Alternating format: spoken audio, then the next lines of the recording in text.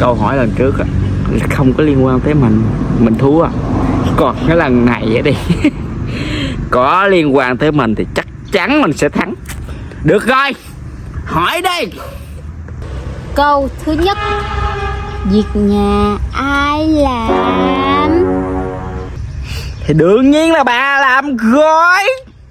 Có vậy cũng hỏi.